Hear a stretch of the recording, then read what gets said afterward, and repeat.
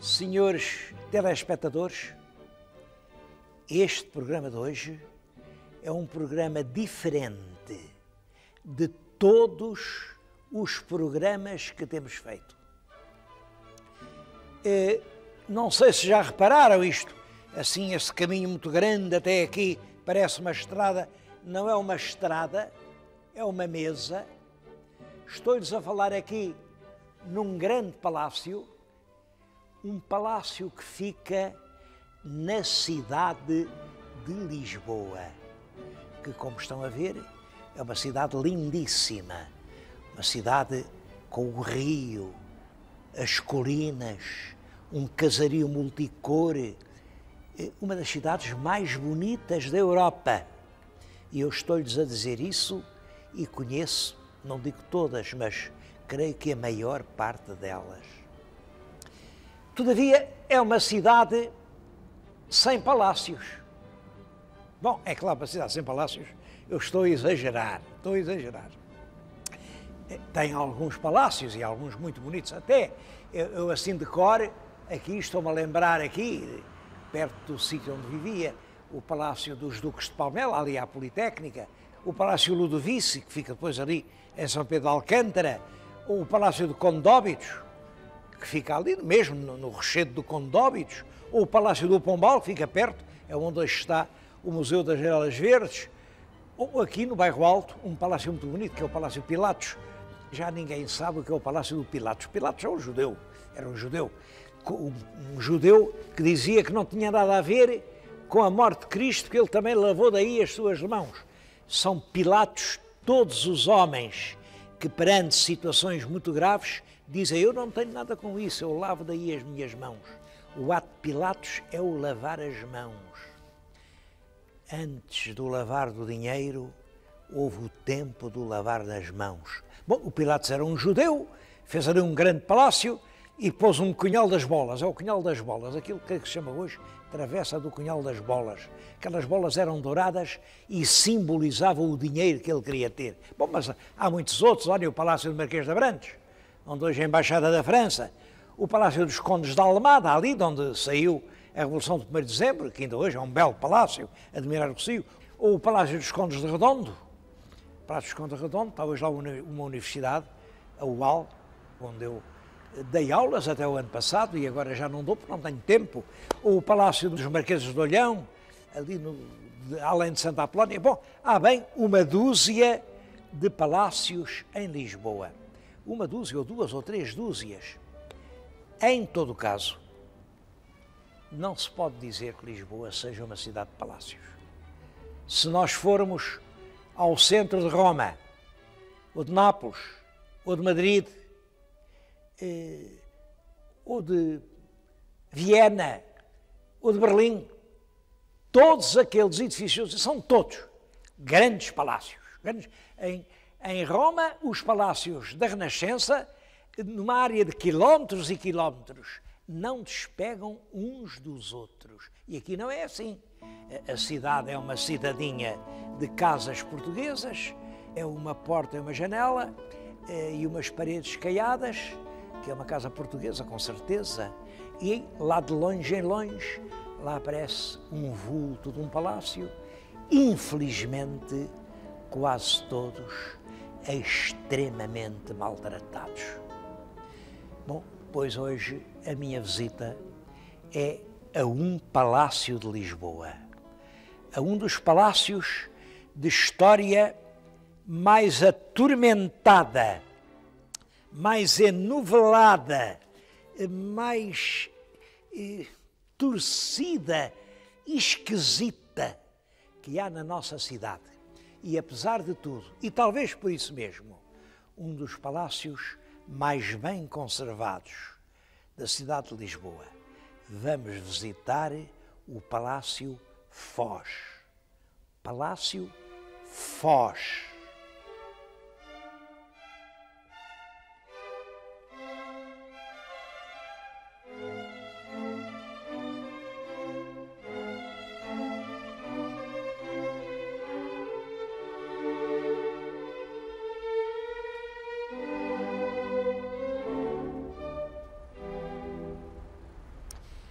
chama-se Palácio Foz, mas eu pergunto se não haverá uma certa injustiça nessa designação, porque quem o mandou construir não foi o Marquês da Foz.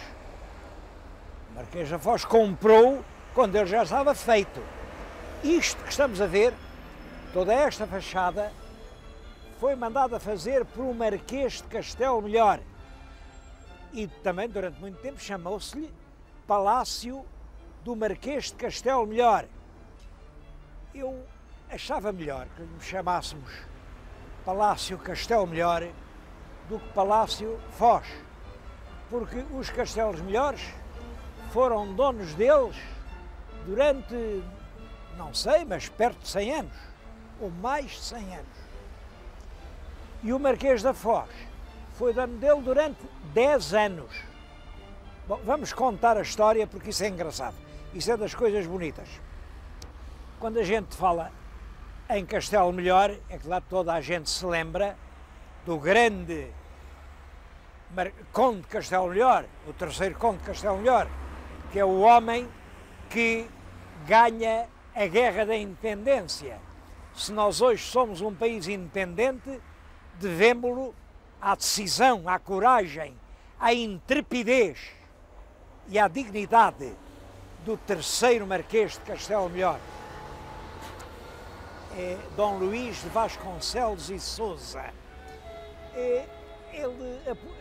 Essa história do Castelo Melhor é curiosa porque ele apoderou-se do poder de uma maneira pouco digna, pouco digna. Sabem que o nosso rei, Dom Afonso VI, era um diminuído mental, em todo sentido, era um idiota completo. Ele não era capaz de falar sequer, ele não se aguentava em pé. Ele só sabia dizer uma palavra, dizia fixe, fixe. Para ele, ser bom ou ser mau é fixe, é fixe.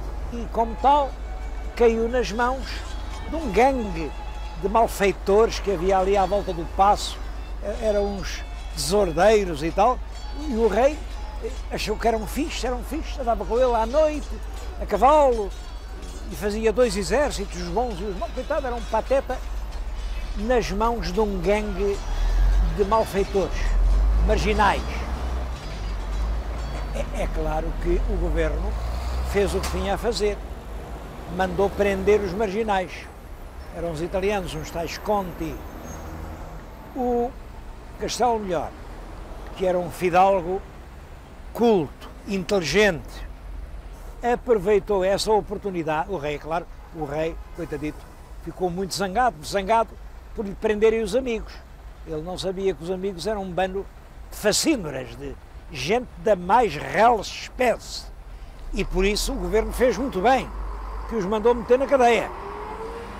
Mas o Castelo Melhor, que era fidalgo às ordens do rei, usou isso e disse: Vossa Majestade não devia admitir que prendessem os seus amigos. Vossa Majestade pega no governo. Afinal, o rei é Vossa Majestade. O rei não é a sua mãe. A rainha, regente, era regente porque o rei, coitadinho, era um atrasado mental, um atrofiado.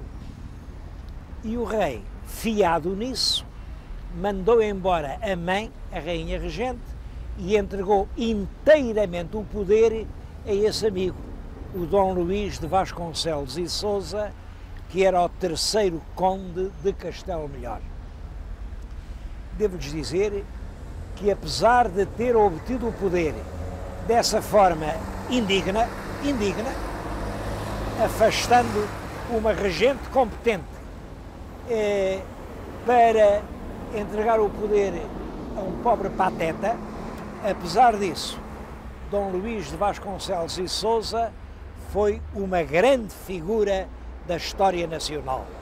Foi ele quem aguentou em cheio a Guerra da Independência, foi ele quem conseguiu reunir forças para bater os exércitos de Castela, foi ele quem obrigou o governo espanhol a negociar em pé de igualdade com o governo português, foi ele quem obrigou em 1668 a fazer a paz entre Portugal e Espanha, em que o governo espanhol reconhecia inteiramente a independência de Portugal. Tudo isso se deve a Dom Luís de Vasconcelos e Sousa, terceiro conde de Castelo Melhor. Por isso, Castelo Melhor passou a ser um apelido muito ilustre em Portugal, e ainda aos netos. O neto dele foi com quem construiu este palácio. Começou a construir. E isto num ano engraçado. Começou a construí-lo no ano de 1777. O senhor telespectador, mesmo que não saiba muita história, tome nota disto, que isto é engraçado. É um 1 e 3 setes. 7, 7, 7. O povo chamava-lhe o ano dos 3 martelinhos. O martelinho matou o rei. Outro deitou fora o pombal. Outro matou o papa. O ano dos 3 martelinhos. É em 77 que Pombal é apiado do seu imenso poder. E é em 77 que o neto do conde de Castelo Melhor vem aqui e em pleno passeio público era a menina dos olhos de Pombal, começa a construir um palácio.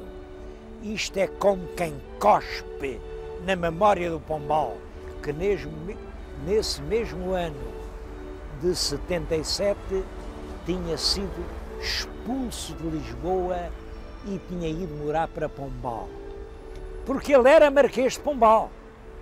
Marquês de Pombal, o que eu não percebo, porque quem devia ser Marquês de Pombal eram os Castelos Melhores. Os Castelos Melhores eram desde há séculos alcaides mores de Pombal, donos de Pombal, senhores de Pombal. E quando o Sebastião José de Carvalho e Melo foi feito Marquês de Pombal, mandou lá, mesmo em frente do solar dos Castelos Melhores, fazer uma cadeia e um celeiro. Ainda hoje lá estão. O solar dos Castelos Melhores era assim baixo, como os solares da província, e ficou sem vista nenhuma. O Pombal fez ali o celeiro e a cadeia, e o pobre do solar ficou atarracado, escondido e miserável. Eu acho que o neto do Castelo Melhor mandou fazer aqui, no passeio público, tão querido ao Pombal, o seu palácio para responder a essa afronta. É a pena de talhão, afronta por afronta. Pombal faz o celeiro diante do Palácio Castelo Melhor, pois o neto do Castelo Melhor vem fazer o palácio aqui, no passeio público do Pombal.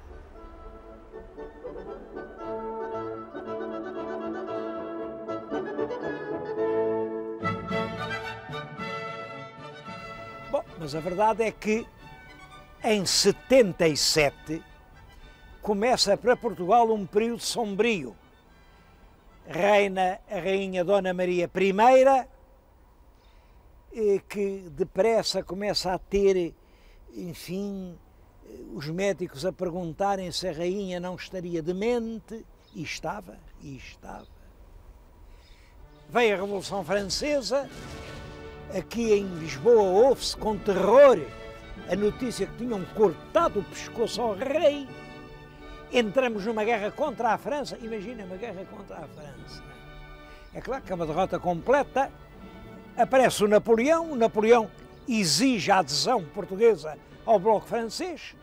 Nós não podemos aderir, não podemos, porque a nossa outra metade é o Brasil e quem manda no mar é a Inglaterra. Portanto, estar pela França é estar contra a Inglaterra. E estar contra a Inglaterra é não poder navegar para o Brasil. Por isso, a gente não pôde aderir ao bloco francês. Bom, e o Napoleão manda invadir Portugal. É a primeira invasão com o Junot, a segunda com o Sul, a terceira com o Macená, e Portugal, um país em escombros. Como é que os marqueses de Castelo Melhor podiam acabar o palácio? Num país em guerra, todos os homens com as armas às costas, não há dinheiro, não há artífices, não há gosto. E o palácio, que começou em 77, olhem, ele veio a ser inaugurado só quase 80 anos depois, em 1846. 46 já é tempo do Costa Cabral, enfim, já começa a tentar estabilizar-se um bocadinho este estado desarvorado e desconjuntado, mas mesmo em 46 isto estava por metade. Um dos torreões, viram que o palácio tem a cada lado um torreão, um dos torreões ainda estava em obras. Bom, mas é nessa altura que se instalam aqui os marqueses de Castelo Melhor. Também não foi por muito tempo.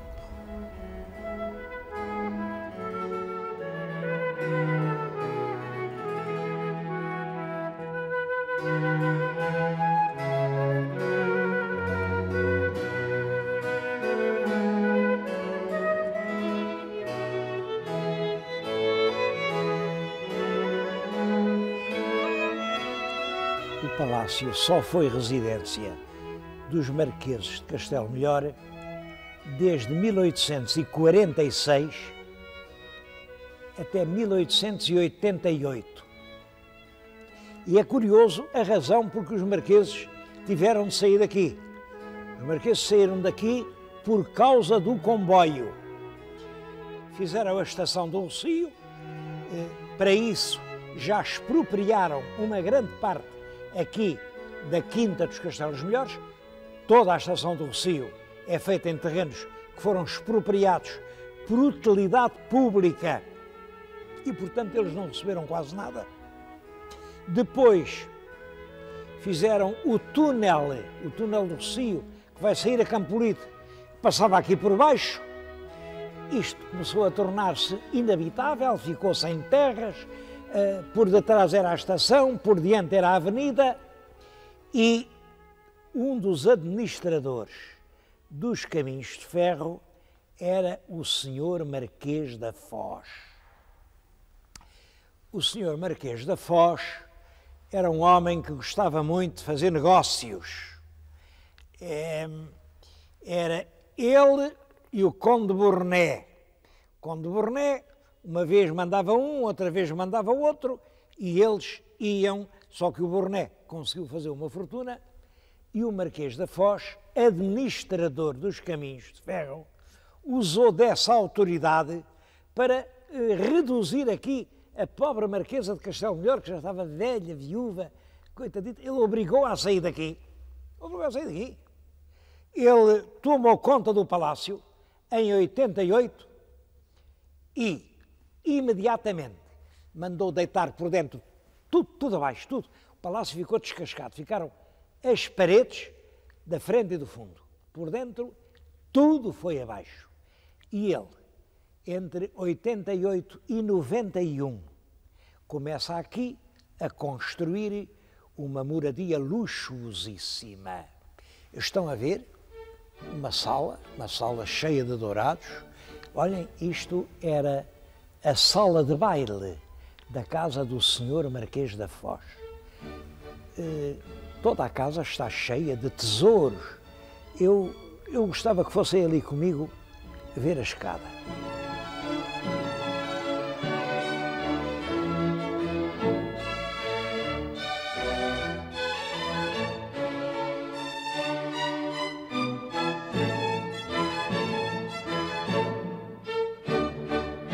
O gradeamento foi feito em Paris, na Casa Moreau, e fez muita sensação no tempo.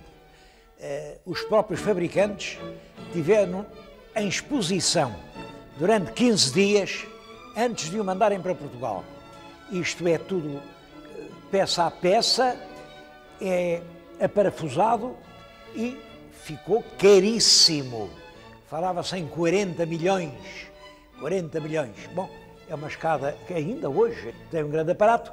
E reparem, em cada lanço tem a coroa de Marquês e depois uma flor de lis.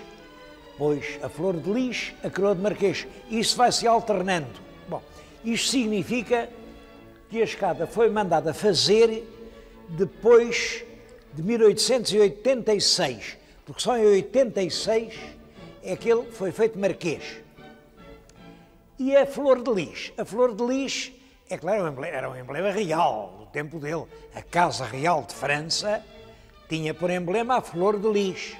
E a Rainha de Portugal, a Rainha Dona Amélia, portanto, tinha por símbolo a Flor de Lis. E ele usa dos seus apelidos, tem vários apelidos, um deles é Guedes. E os Guedes, em Portugal, também têm a Flor de Lis. Portanto, ele põe a Flor de Lis em grande destaque, o que dá uma aparência de nobreza real. Bom, realmente ela era nobre, mas de uma pequena nobreza.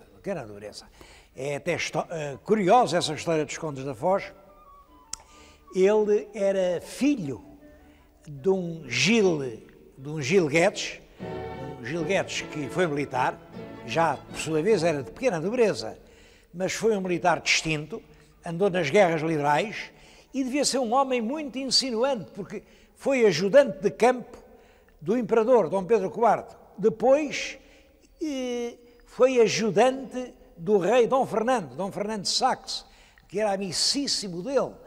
E foi exatamente, foram fazendo, primeiro barão, em 1843 é barão, em 55, passado 12 anos, é visconde, em 62 fazem-no conde, e o filho dele, que é este Tristão Guedes, depois é feito marquês, enfim, nesses degraus de nobreza. Mas já é, claro, um marquês do dinheiro, um marquês dos caminhos de ferro. A verdade é que ele, para decorar este palácio, todo o palácio, vejam, sala a sala, pormenor a pormenor, era de um esplendor real. Não havia, aliás, nenhum palácio em Portugal tão rico como este.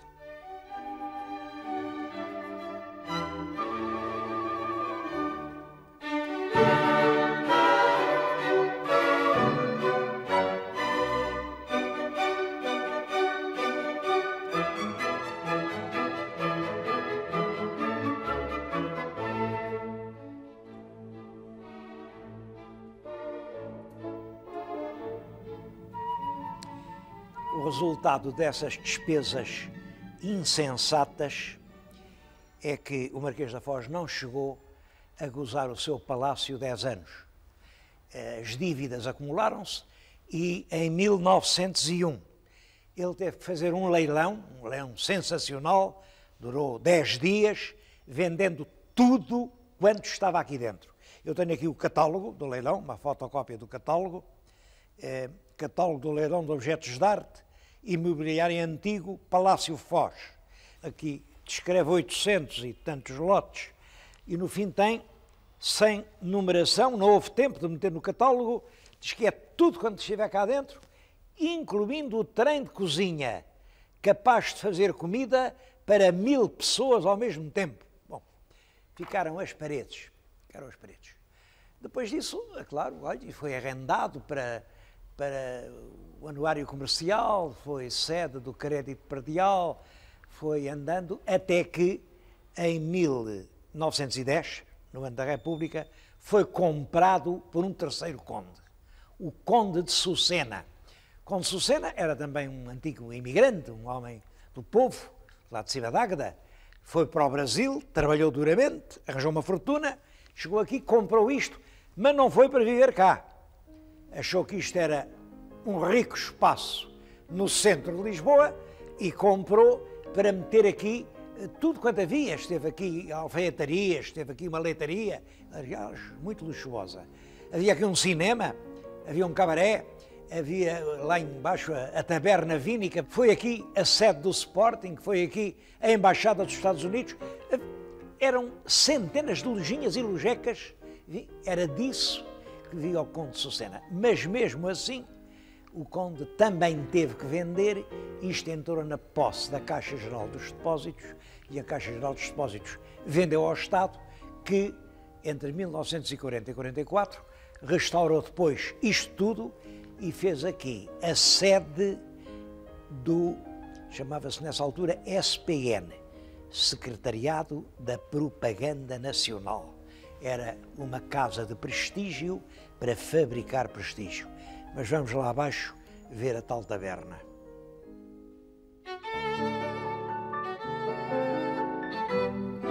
A taberna era aqui. Tinha ali uma placa que tinha mesmo escrito Taberna Vínica, para se perceber bem que era de vinhos. Também lhe chamavam Abadia. Abadia, atendendo a este aspecto entre o gótico e o manuelino. Isto é um dos mais importantes monumentos de pastiche português.